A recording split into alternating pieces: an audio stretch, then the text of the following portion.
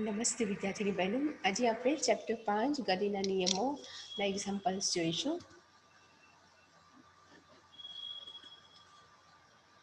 તો એમાં example number 5.1 છે કે નીચેના કિસ્સાઓમાં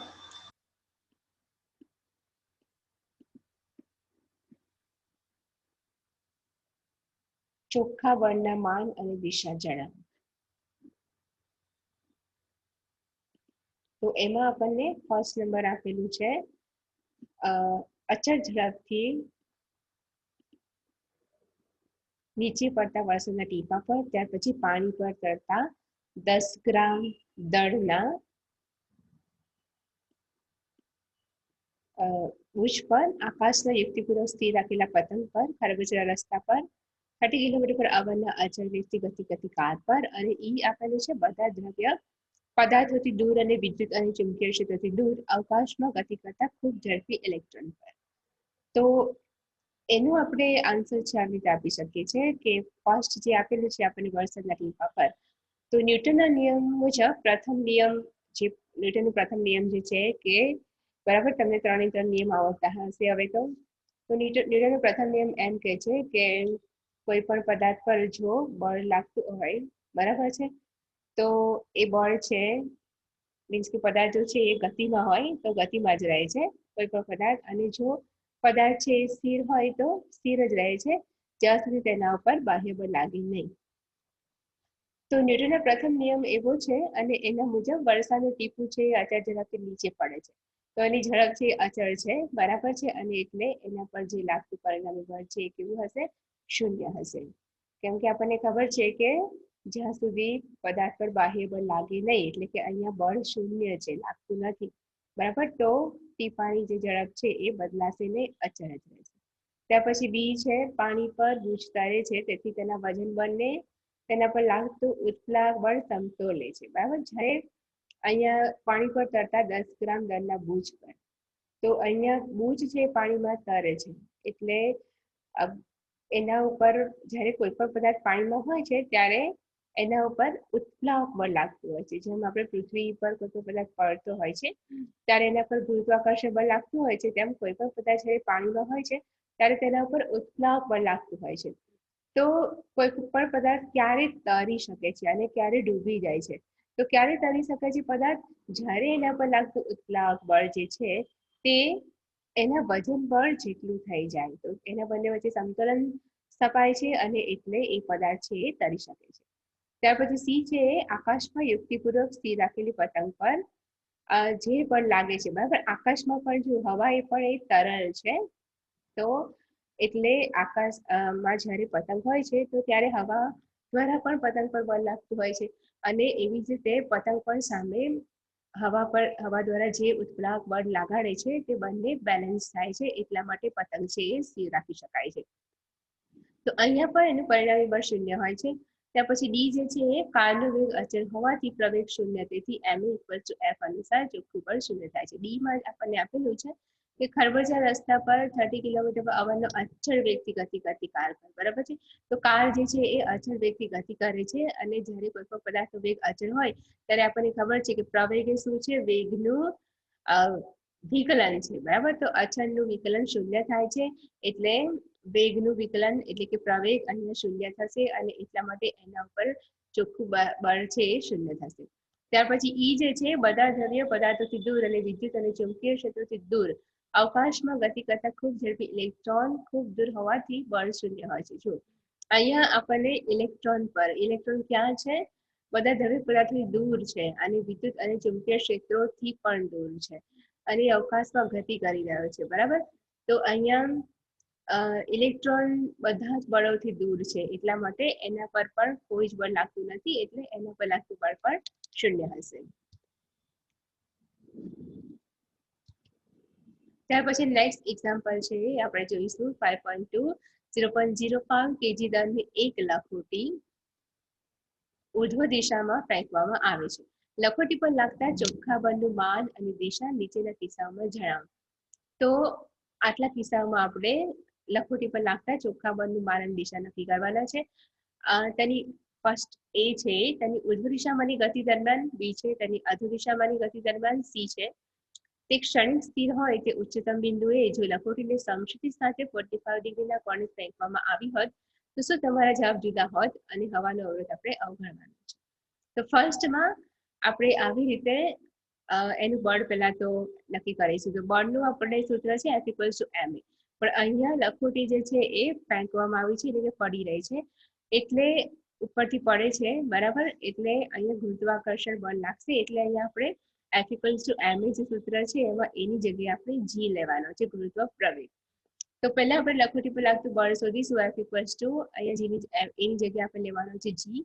F = mg. તો m બરાબર લઈશું 0.05 × g લઈશું 10, તો એ થઈ જશે 0.5. બળને આપણે બળનો એકમ ન્યૂટન લઈએ છીએ બરાબર છે. ત્યાર પછી અહીંયા લખોટીને ઉર્ધ્વ દિશામાં ફેંકવામાં આવે છે અને ગુરુત્વ પ્રવેગ એટલે કે ગુરુત્વાકર્ષણ બળ છે કઈ દિશામાં લાગે છે? અધુ દિશામાં, નીચેની દિશામાં લાગતું હોય છે હંમેશા બરાબર છે, એટલે બળની દિશા આવશે અધુ દિશા. ત્યાર પછી બી જે છે જ્યારે લખોટી નીચે ગતિ કરે ત્યારે તેના પર લાગતું ચોખ્ખું બળ. જ્યારે લખોટી નીચે હવે ગતિ કરે છે બરાબર છે, તો ત્યારે પણ એના પર જે બળ છે અધુ દિશા બળ લાગશે અને એ પણ આપણે સેમ વે અહીંયા જેમ કર્યું છે તેમ જ શોધી શકાશે. તો એ પણ આપણને mg 0.05 × 10 અને એ મળશે 0.5 ન્યૂટન બળ. અને ત્યાર પછી સી માં આપણને કહ્યું છે કે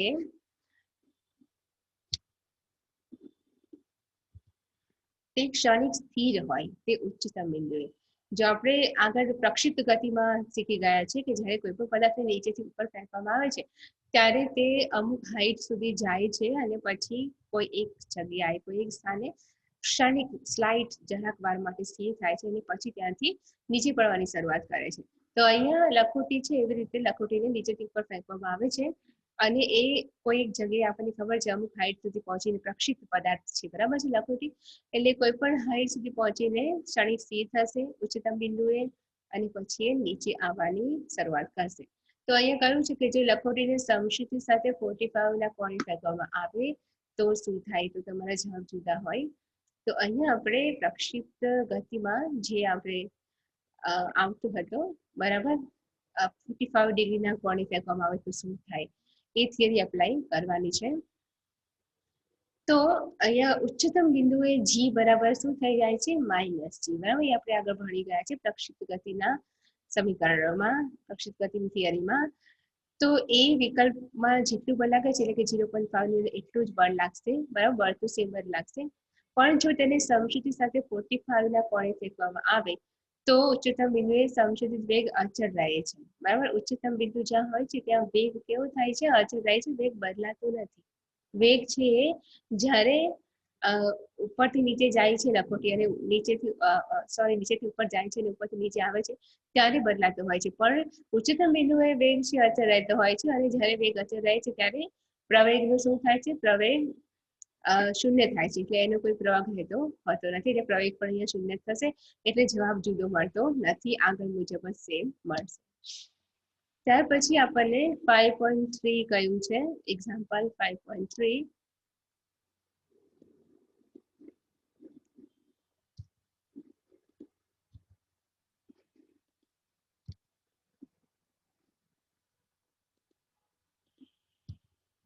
નીચેના દરેક કિસ્સામાં 0.1 kg દર ધરાવતા એક પથ્થર પર લાગતા બળનું માન અને દિશા જણાવો. તો ફર્સ્ટમાં આપણને લખ્યું છે કે સ્થિર રહેલી ટ્રેનની બારીમાંથી તેને પડવા દીધા પછી તરત, એમાં એનું બળ કેટલું હશે અને દિશા જણાવવાની છે. બી 36 કિલોમીટર/ની અચળ ઝડપથી દોડતી ટ્રેનની બારીમાંથી તેને પડવા દીધા પછી તરત. સી 1 મીટર/સેકન્ડ થી પ્રવેગિત થતી ટ્રેનની બારીમાંથી તેને પડવા દીધા પછી તરત. અને ડી 1 મીટર/સેકન્ડ થી પ્રવેગિત થતી ટ્રેનના તળિયા પર ટ્રેનની સાપેક્ષે સ્થિર રહેલ હોય ત્યારે દરેક કિસ્સામાં હવાનો અવરોધ અવગણો. તો ફર્સ્ટમાં આપણે બળ શોધીશું. પથ્થરનું દળ પહેલા તો આપણે લખી દઈશું. પથ્થરનું દળ આપેલું છે 0.1 kg અને અહીંયા જી છે બરાબર, તો આપણે જી લેવાનો છે. જી બરાબર 10 મીટર/સેકન્ડ, એકચ્યુઅલી 9.8 છે પણ આપણે રાઉન્ડ ફિગર મોસ્ટલી જી બરાબર 10 મીટર/સેકન્ડ² લઈશું. તો પહેલા તો આપણે ટ્રેન ઉભેલી છે, ઓકે, ટ્રેન સ્થિર છે અને ટ્રેનની બારીમાંથી આપણે પથ્થરની બહાર પડતો મૂકીએ છીએ.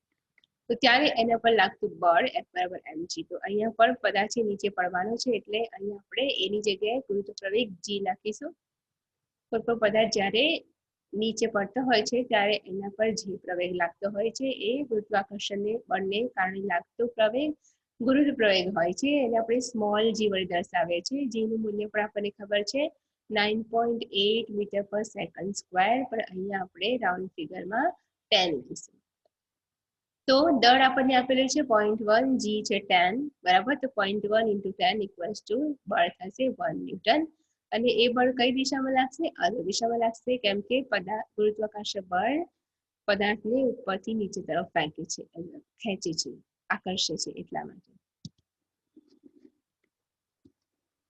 ત્યાર પછી ડી છે, જ્યારે ટ્રેન 36 કિલોમીટર આવરની અચળ ઝડપથી ગતિ કરતી હોય ત્યારે તેની બારીમાંથી બહાર પડતા મૂકેલા પથ્થર પર લાગતા બળનું મૂલ્ય. હવે ટ્રેન છે એ 36 કિલોમીટર પર આવરની અચળ ઝડપથી ગતિ કરે છે, બરાબર છે. તો ત્યારે આપણે હમણાં જેમ એમ તો આપણને આપેલું છે અને જી એટલો જ લેવાનો છે. અહીંયા ટ્રેનની જે અચળ ઝડપ છે એટલે એનો પ્રવેગ શું થશે? 0 થશે. એટલે એ આપણે ધ્યાનમાં નહીં લઈએ, આપણે એનું દળ અને જી ધ્યાનમાં લઈશું. તો આપણને બળ હમણાં મળ્યું તેવી જ રીતે 1.0 ન્યૂટન મળશે અને કઈ દિશામાં હશે? અનુર દિશામાં હશે. ત્યાર પછી ટ્રેન છે 1 મીટર પર સેકન્ડ સ્ક્વેરના પ્રતિ ગતિ કરે છે. તો ત્યારે પણ 0.1 અહીંયા થશે. અને હવે આપણે પ્રવેગ આપેલો છે. જો આગળનામાં આપણને અચળ ઝડપ આપેલી હતી, પણ હવે આપણને ટ્રેનનો પ્રવેગ આપેલો છે, બરાબર. તો પ્રવેગ શું છે? વેગમાં થતો ફેરફાર, બરાબર. વેગમાં જ્યારે પણ ફેરફાર થાય છે ત્યારે વસ્તુમાં પ્રવેગ ઉદ્ભવે છે.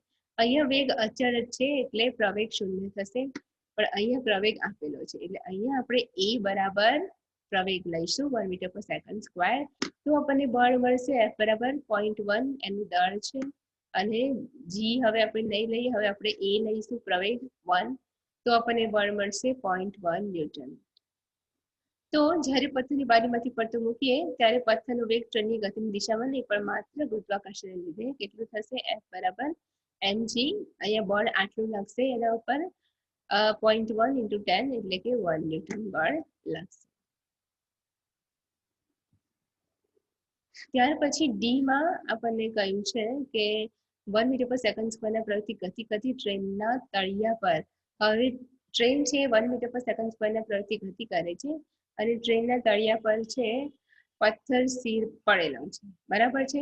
તો એનો પ્રવેગ આપેલો છે આપણને 1 મીટર પર સેકન્ડ સ્ક્વેર. એટલે હમણાંની જેમ જ આપણે એનું બળ છે આટલું શોધી શકીશું. એનું દળ છે 0.1